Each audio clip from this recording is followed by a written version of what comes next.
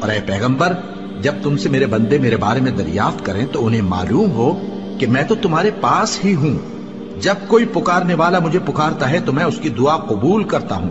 تو ان کو چاہیے کہ میرے حکموں کو مانیں اور مجھ پر ایمان رکھیں تاکہ نیک رستہ پائیں. روزوں کی راتوں میں تمہارے لیے اپنی عورتوں کے پاس جانا جائز کر دیا گیا ہے. وہ تمہاری پوشاک ہیں اور تم ان کی پوشاک ہو. اللہ کو معلوم ہے کہ تم ان کے پاس جانے سے اپنے حق میں خیانت کرتے تھے، سو اس نے تم پر مہربانی کی اور تمہاری حرکات سے درگزر فرمائی. تو اب تم کو اختیار ہے کہ ان سے مباشرت کرو. اور اللہ نے جو چیز تمہارے لیے لکھ رکھی ہے یعنی اولاد، اس کو اللہ سے طلب کرو اور کھاؤ اور پیو یہاں تک کہ صبح کی سفید دھاری رات کی سیاہ دھاری سے الگ نظر آنے لگے. پھر روزہ رکھ کر رات تک پورا کرو. اور جب تم مسجدوں میں اعتکاف بیٹھتے ہو تو ان سے مباشرت نہ کرو. یہ اللہ کی حدیں ہیں، ان کے پاس نہ جانا.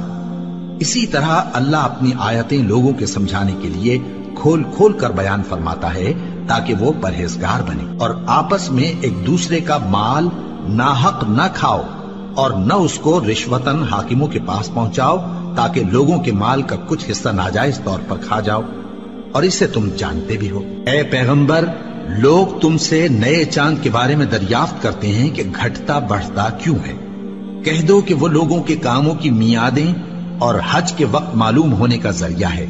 اور نیکی اس بات میں نہیں کہ احرام کی حالت میں گھروں میں ان کے پچھواڑے کی طرف سے آؤ، بلکہ نیکوکار وہ ہے جو پرہیزگار ہو. اور گھروں میں ان کے دروازوں سے آیا کرو اور اللہ سے ڈرتے رہو تاکہ کامیاب ہو جاؤ. اور جو لوگ تم سے لڑتے ہیں تم بھی اللہ کی راہ میں ان سے لڑو، مگر زیادتی نہ کرنا کہ اللہ زیادتی کرنے والوں کو دوست نہیں رکھتا.